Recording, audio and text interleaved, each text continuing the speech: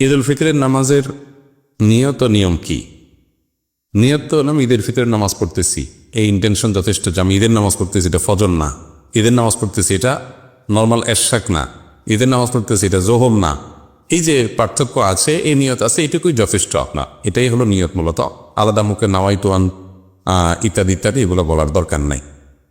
আর ঈদের নামাজের যে নিয়ম, সেটা হলো ঈদের নামাজ 2 রাকাত আদায় করতে হবে এবং 2 রাকাত নামাজের পরে খুতবা দিবেন খতিব সাহেব। জুমাতে বা অন্যান্য ক্ষেত্রে খুতবা আগে আমরা দেই, কিন্তু ঈদের নামাজের মধ্যে খুতবা হবে পরে। 2 রাকাত নামাজের নিয়মটা কি? সাধারণ যে নামাজ পড়ি আমরা সেই নামাজের মতোই, শুধু পার্থক্য হলো এখানে অতিরিক্ত কিছু তাকবীর আছে।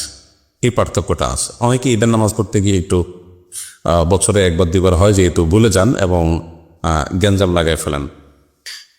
তো নিয়মটা হলো, আমরা প্রথমে ইমামের সাথে তাকবীর বলে হাত বাঁধব, বেঁধে আমরা সানা পড়ব, সুবহানাকাল্লাহুম্মা ওয়া বিহামদিকা ওয়া তাবারাকা ইসমুকা ওয়া তাআলা জাদ্দুকা ওয়া লা ইলাহা গায়রুক।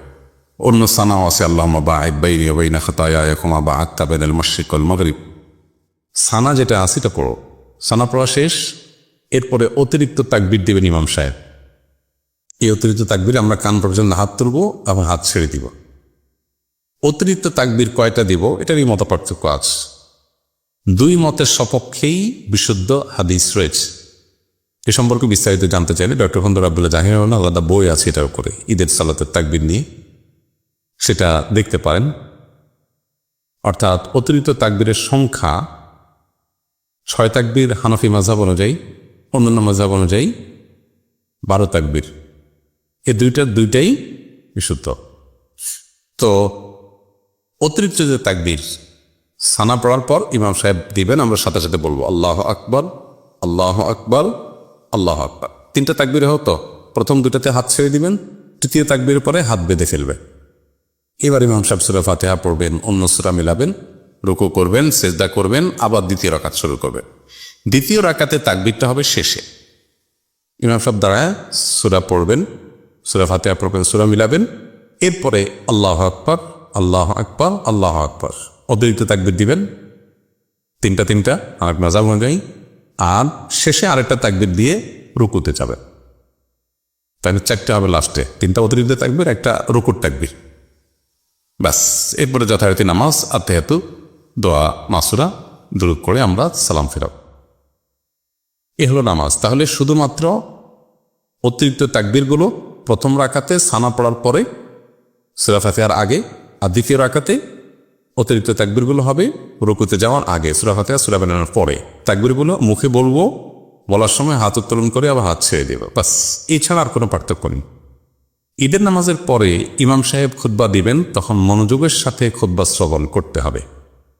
অনেকে আছেন ঈদের নামাজ পড়ে খুতবা শোনা ছাড়া চলে যান, খুবই গর্হিত কাজ।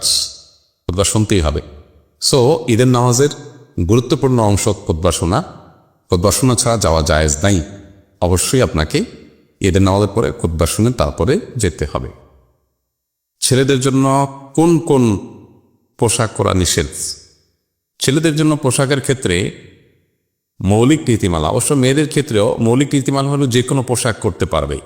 এই যে অঞ্চলভেদে বিভিন্ন পোশাক হয়, আমরা এই সাবকন্টিনেন্টের মানুষ এক ধরনের পোশাক পরি, মিডিল ইস্টের মানুষ আরেক ধরনের পোশাক পরে, আফ্রিকানরা, পশ্চিমারা, পৃথিবীর এক এক প্রান্তের মানুষের এক এক ধরনের পোশাকের কালচার আছে। ইসলামের সবগুলোকে অ্যালাউ করে, এগুলো কোনোটাতে কোনো নিষেধ দেয় না, নিষেধাজ্ঞা আরোপ করে না। মানুষের সমাজ থেকে যে সংস্কৃতিটা গড়ে ওঠে, ইসলাম সেটাকে নিষেধ করে না, যদি ইসলামের মৌলিক কোনো ফান্ডামেন্টাল কোনো বিধিবিধানের সাথে কন্ট্রাডিক্টরি না হয়। তাহলে সেই হিসাবে আমরা আমাদের এই অঞ্চলের মানুষ পাঞ্জাবি, লুঙ্গি, পাজামা করতে অভ্যস্ত, অতএব আমরা এগুলো করতে পারি, কোনো অসুবিধা নেই পুরুষরা। কিন্তু মৌলিক কিছু নীতিমালা আছে। এই যে স্বাধীনতা দেওয়া আছে নারী পুরুষের জন্য, যে কেউ যে কোনো পোশাক পরতে পারে, ইসলাম তাকে বেঁধে দেয় না যে তোমাকে এই পোশাকই পরতে হবে, এটাই ইসলামের নির্দেশ। এরকম না যে পুরুষ এসে জুব্বাই পরতে হবে, না, নট নেসেসারি। সে ফাঁড়া পাঞ্জাবি পরতে পারে, শার্ট পরতে পারে, নিষেধ নাই। কিন্তু মৌলিক নীতিমালা আছে। সেটা কি? পুরুষের জন্য মেয়েদের, আর মেয়েদের জন্য পুরুষের বেশভূষা ধারণ করা নিষেধ। নবী সাল্লাল্লাহু আলাইহি ওয়াসাল্লাম বলেছেন, লাআনাল্লাহুল মুতাশাব্বিহিনা মিনার রিজালি বিন নিসা ওয়াল মুতাশাব্বিহাতু মিনান নিসাই বির রিজাল। যে পুরুষরা মহিলাদের আর যে মহিলারা পুরুষের বেশ ধারণ করে তাদের প্রতি আল্লাহর লানত বর্ষণ হয়। তো এই জন্য আমাদের কর্তব্য হলো যে পোশাক আশাকে আমরা যেন একে অন্যের বেশভূষা ধারণ না করি। এখন দেখেন ইন্টারেস্টিং বিষয়, হাদিসে যেটা নিষেধ করা হয়েছে 1450 বছর আগে, এখন কিন্তু কালচার হয়ে গেছে ওইটার ভায়োলেশন করা। মানে হাদিসটা আপনি আমি না জানলে কি আছে, ইবলিস ঠিকই জানি। এই জন্য ইবলিস এমন কালচার আমাদেরকে ডেলিভারি করছে যে কালচারটাতে আর যা হোক হাদিসের বিরোধিতা নিশ্চিত হবে। না হলে আপনি দেখেন ছেলেরা এখন মেয়েদের মতো পাঞ্জাবির সাথে দেখবেন ওর না আছে, এগুলো আগে ছিল না। এখন পাঞ্জাবি কিনার সাথে কি দেয়? ওড়না দেয়। কেন? ওড়না তো ছেলেদের পোশাক না, মেয়েদের। তাহলে ওড়নার দরকারটা কি? কারণ যে ছেলেদেরকে মেয়ে বানাইতে হবে। আবার মেয়েদের 3 পিসের মধ্যে ওড়না নাই, এখন 2 পিস হয়ে গেছে। তাহলে ছেলেরা মেয়েদেরটা ধরছে আর মেয়েরা ছেলেদেরটা ধরছে। ছেলেদের জন্য নির্দেশ হলো টাকুর নিচে প্যান্ট পাজামা পরা যাবে না, হারাম। এখন দেখবেন ছেলেদের সব টাকুর নিচে। আর মেয়েদের জন্য নির্দেশ হলো টাকুর নিচে মাস যেতে হবে। এখন তাদেরটা হয়ে গেছে প্লাজো পায়জামা, ওপর উঠে গেছে। খেয়াল করছেন? এভাবে যত দেখবেন বেশিরভাগ ক্ষেত্রে ছেলেরা মেয়েদের বেশভূষা, মেয়েরা ছেলেদের বেশভূষা ধারণ করছে। কোনো নারী যদি পোশাক আশাকে ছেলেদের মতো হতে চায়, এটা হলো নারীত্বের অপমান।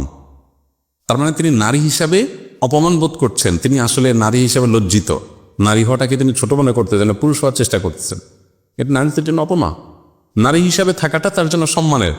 তিনি যদি পুরুষের পোশাক আশাক, পুরুষের ভাব চক্কর স্টাইল ধারণ করার চেষ্টা করেন, দ্যাট মিনস কি যে তিনি আসলে নারী হিসাবে জন্মগ্রহণ করে তিনি আসলে সংশয় আছেন, তিনি মনে করছেন তিনি ছোট আছেন, তিনি এখন বড় জাতে ওঠার চেষ্টা করতেছেন। ইটসেলফ এটা নিজের প্রতি নিজের একটা অমাননা এবং অসম্মান। তো এই ফান্ডামেন্টাল বিষয়গুলো লক্ষ্য রেখে আপনি যে কোনো পোশাক পরতে পারবেন, কোনো অসুবিধা নেই। তবে মাথায় রাখতে হবে যে আরও কিছু নীতিমালা আছে, সেগুলো যেন আমরা লক্ষ্য করি। যেমন পুরুষরা লাল পোশাক পরা তাদেরকে নিষেধাজ্ঞা দেওয়া হয়েছে, লাল পোশাক তারা পরবে না। হলুদ পোশাক, এর বাইরে আপনি যে কোনো কালার পোশাক পরেন, সলিড লাল পরবেন না। এখন কথা হলো কেন নিষেধ করা হচ্ছে, সমস্যাটা কি? দেখুন, কোরআন এবং হাদিস যদি কোনো কিছু নিষেধ করা হয় এর পিছনে কোনো লজিক, এর পিছনে কোনো যৌক্তিক কারণ আছে, হয়তো আমরা এখন বুঝতেছি না। হয়তো 20 বছর পর আবিষ্কার হবে যে পুরুষের জন্য এই পোশাক পরিধান করলে এই ফিজিক্যাল ক্ষতি হয়, ওই মেন্টাল ক্ষতি হয়, হয়তো বা কোনো আবিষ্কার হবে।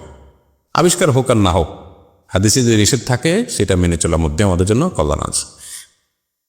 অনেকে বলে ইসলামে নারীদের অধিকার কম দিছে। পোশাকের ক্ষেত্রে না, নারীদের জন্য কোনো রেস্ট্রিকশন এক্ষেত্রে নাই, কোনো কালার রেস্ট্রিকশন নাই। নারীদের যত কালার আছে যা খুশি তা পড়তে পারে। পুরুষদেরকে বলা আছে তোমরা এটা পারবে না। দেখেন, গোল্ড পুরুষদের জন্য পরা হারাম, নিষেধ, পড়তে পারবে না। আর নারীদেরকে বলা আছে মাথার থেকে পা পর্যন্ত যেখানে খুশি সেখানে গোল্ড পড়তে পারে। তো এইভাবে আপনি দেখবেন যে অনেক ক্ষেত্রে নারীদেরকে এমন ফ্যাসিলিটিস দেওয়া আছে কিন্তু পুরুষের রেস্ট্রিকশন দেওয়া আছে। তো আসলে ইসলাম সমান সমান দেয় নেই, ইসলাম দিয়েছে ন্যায্য। যেখানে যাকে যতটুকু প্রয়োজন সেখানে তাকে তা দিয়েছে। সব ক্ষেত্রে সমান সমান হলে ইনসাফ হয় না, কোনো কোনো ক্ষেত্রে সমান সমান হলে কি হয়? জুলুম হয়। আপনার একটা ছেলের বয়স 10 আর একটা বয়স 20, যেটা 20 বছর বয়স, ওর জ্বর হয়েছে, ওরে একটা নাপা খাওয়াইছে। এখন আপনি চিন্তা করলেন আমার সন্তানদের মধ্যে তো সমান অধিকার প্রতিষ্ঠা করতে হবে। তাহলে যেটা বয়স 10, ওর গায়ে জ্বর নাই, ওর ধরে নাপা খাওয়াই নিলেন। ইনসাফ হবে না জুলুম হবে? ছেলে মেয়েদেরকে সমান সমান দিলে সবসময় ইনসাফ হয় না। এই যে সম্পদে ছেলে যদি 1 আনা পায়, মেয়ে আধা আনা পাচ্ছে, এক শ্রেণী মানুষ গেলে গেল রক্ত তোলে, হ্যাঁ ইসলাম তো মেয়েদের অধিকার নষ্ট করছে। ছেলেকে যে 1 আনা দিছে এর বিপরীতে তারে সমস্ত খরচের দায় দায়িত্ব দিছে, আর মেয়েকে যে আধা আনা দিছে এর বিপরীতে তাকে চুল পরিমাণ খরচের কোনো দায়ভার দেয়নি। ব্যাপারটা এরকম, একজনকে 100 টাকা দিয়ে বললেন বাজারে যাও, মোমবাতি কিনবা, ছোট্ট দেখে একটা পেস্ট কিনবা, আর একটু মুড়ি চানাচুর আনার চেষ্টা করি। আরেকজনকে 50 টাকা দিয়ে বললেন তোমার যা খুশি করো, কিছু আনতে হবে না। লাওয়ানকে 50 টাকা ওলা। তো মেয়েকে আদা দিয়েছে কিন্তু খরচের বেলায় 0, আর ছেলেকে ফুল দিয়েছে খরচের বেলায় 100। নিজের খরচ, বইয়ের খরচ, পোলাপানের খরচ, শ্বশুরবাড়িতে যেতে মিষ্টির খরচ, বাপের বাড়িতে আসতে ফলমূলের খরচ 100% খরচ তার। আর মহিলা অন্যের খরচ তো দূর কি বাত, তার নিজের খরচও নিজের উপর নেই, কি রিল্যাক্স। এরপরে বলে যে ইসলাম নাকি নারীদের অধিকার কম দিয়েছে। আল্লাহ আমাদেরকে হেদায়েত দান করুন।